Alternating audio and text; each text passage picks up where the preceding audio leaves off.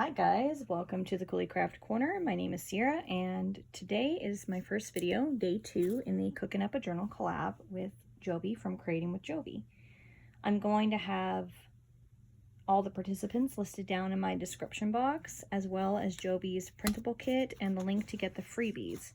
She designed a digital kit to accommodate our cookbook journals that we're doing. And today I'm actually going to be making some fabric clusters, but before I jump into that for my first video on this collab, I kind of just wanted to go over, in case anyone missed it, that this is the journal or the binder that I will be using. I pulled it out so that way I kind of roughly knew the page sizes. I might do a couple that are a little bit longer that stretch out more towards the edge of the page. But just for scale, when I'm making my clusters, it was nice to have like a page here so I kind of knew what my starting point was. And I want to show a few pages from the kit. So I don't have all of them here to show you right now, but I have a few. And I also wanted to point out the different settings you can do on your printer. So I was having a hard time getting this was like a straight print, like without any adjustments. And it just wasn't quite the shade of red I wanted. I wanted it a bit deeper. So this is with vivid coloring on my Epson Eco Tank, and I feel like it matches a bit better for what I want. I will still probably use this to make journaling cards and stuff. I don't dislike it. I just wanted something a little more true red and less of like a pinkish red. So just showing you the difference between printer settings. Show you a couple more pages. This one is so cute. Look at that. She did such a nice job on these. Recipe. And the rest of these are printed without any color adjustments. I liked the colors on the rest of these. I just, like I said, wanted a couple that were a bit brighter. And look at that dog. How precious is he? So anyways, these will be featured in the journal as well. But today I want to make a couple fabric clusters to go in there. It's no secret by now that I love fabric. And so I showed this in my announcement video. If you haven't seen this fabric, it is a Michael Miller. I got it at Hobby Lobby. It should still be in stock, so if you check your local Hobby Lobbies and want to get your hands on it, that is where you could probably find it. I pulled some of this out. This is the closest green that I owned that matched the green in this. It's not identical, but I figured it'll go nice enough.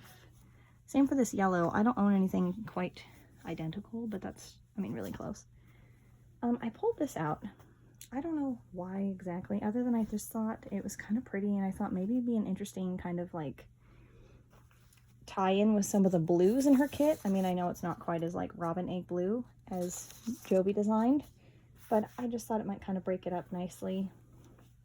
I have this gorgeous fabric. To me, this reminds me of a kitchen. I don't know what it is about it, like kitchen curtains or something. The gingham with the primary florals. So I might use a little bit of that in a cluster. I also grabbed this green, which again, not quite the same, but enough contrast. I grabbed this floral, which I think was sent to me by Carrie the Paper Monkey. So Carrie, you're watching this, I do have it. I got this cute gingham with cherries. This I showed in my announcement video. It's like it reminds me of a dish towel, this fabric. I have this little bit of green here that I pulled out, this red and white stripe. So, and then to top them, I grabbed some green if I want to do green, and I also grabbed some white rickrack and a backup. So again, this is going to go to reference of size. So I'm just going to take my notebook, binder, open it up, pull out a page.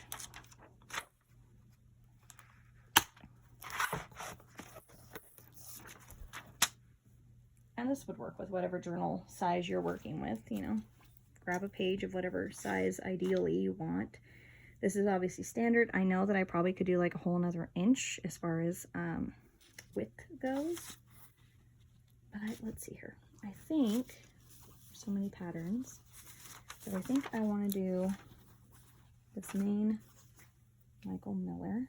So I'm just going to, let's see, let's find a piece that like really screams kitchen. Okay, I'm gonna go with this square. These are just some pinking shears that I bought off Amazon.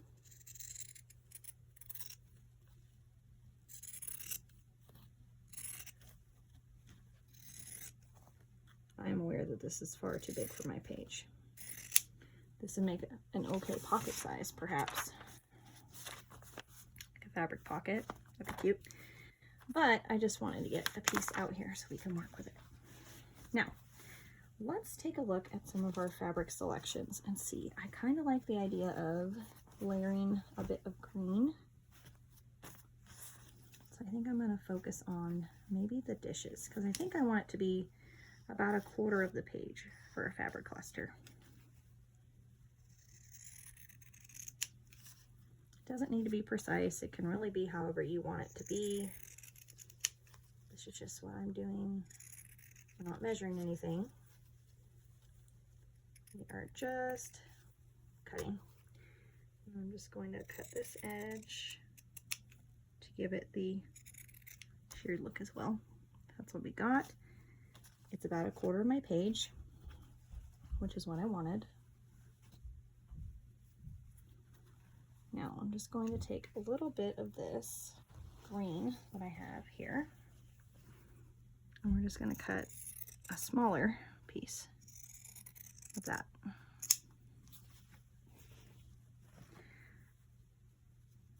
Like this. And I think I'm going to layer it kind of like that, so that way you can still see the plates. Because I still want to highlight those as like an actual image. Oh, I need some fabric tack. I'm going to run over here across my room and grab my fabric tack. Sorry guys, I knew I was missing something. I was missing my glue. You could use glue stick. I have done that for fabric clusters, and then I, you know, sew them down, of course. So I'm just going to put a little bit on there. And like I said, I kind of just want to layer it where you can still see the plates. And I know some people's pieces definitely go like layered different directions or different, obviously different sizes. Like this one, generally when I make them, is a little bit bigger, but since I want the plates to peek out, I don't want to obviously cover them up entirely, because that would kind of defeat the purpose of picking the plates to start with. So I am going to do that, and then I'm thinking maybe a little bit of the dish towel red. So I'm just going to get a little piece of this. Okay.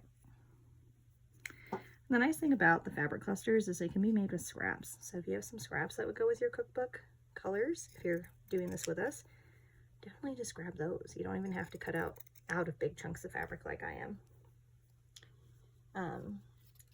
My scrap bin didn't really have some of the exact color matches that I was particularly looking for, so, but if you do, then definitely do that, because this could be a great scrapbook busting project. My mouth did not want that to come out. Okay, so in theory, I'm going to have my page here. Oh, look at that. I'm going to have my page. Say we did it with something like this, and then we tack that on. I just think that looks so cute. And it's got like the plates, which matches the dishes in the background. So obviously I don't know where these things are going yet, because I haven't put my journal together.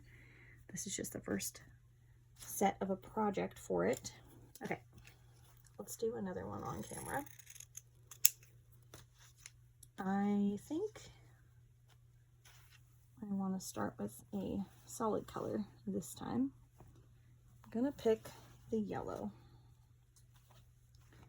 This I thrifted, which has got lots of different, you know, cut out different shapes out of it. So it's perfect for that type of thing. I think I'm actually just going to do that and then rip.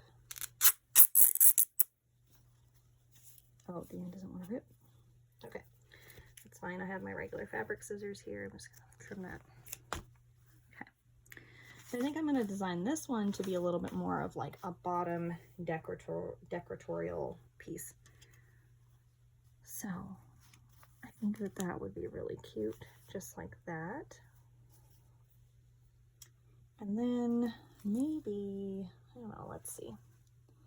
What else do I want to put over there?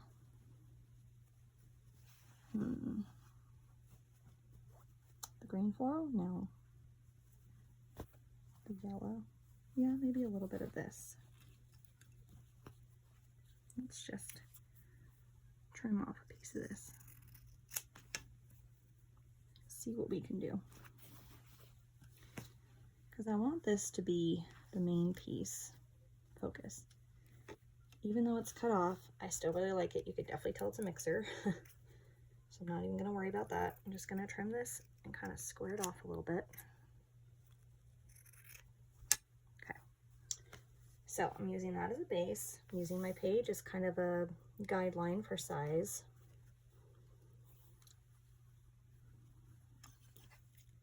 I'm going to do 3 edges of this with the pinking shears. And then I think I'm just going to tuck these kind of in like sideways like that. And layer it kind of like that. So I want the yellow to show. I want the cherries to show.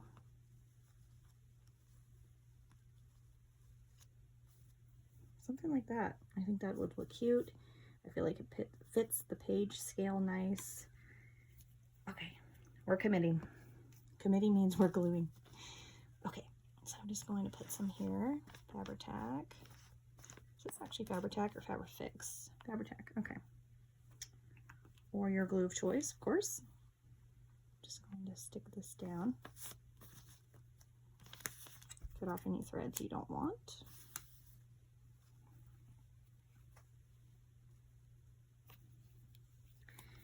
And then since I'm only gluing this on the bottom half of this yellow piece, that's where I'm going to focus my glue, just on the bottom section.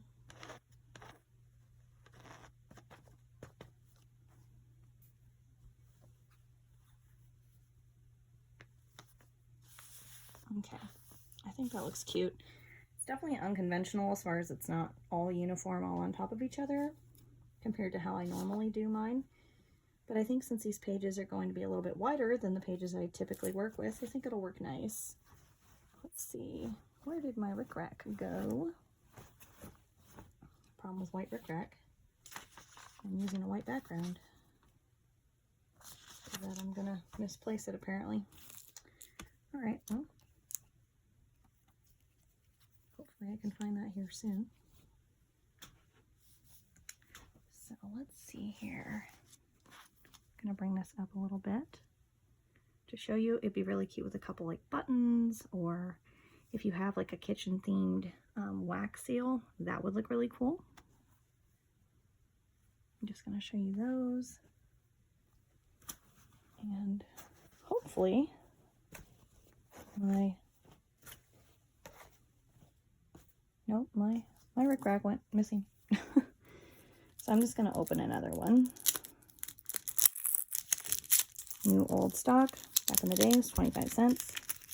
I wish rickrack was still 25 cents. Wouldn't that be amazing?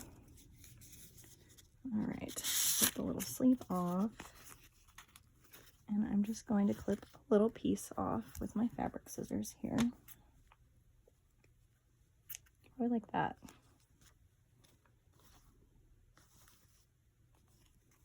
And I don't know if I actually want to put one on here, but I do want a piece for this one. So I'm just going to grab my glue and attach it.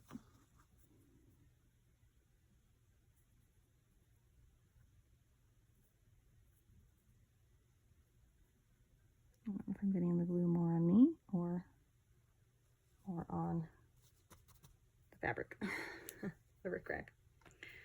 All right, so I think I like that. I have these. I think I'm gonna put one on here.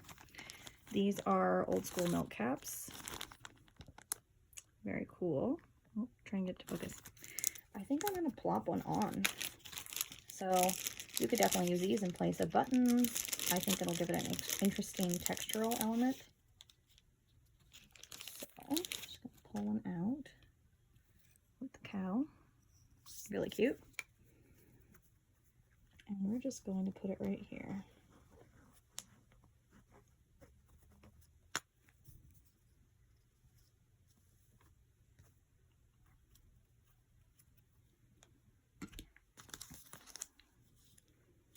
All right.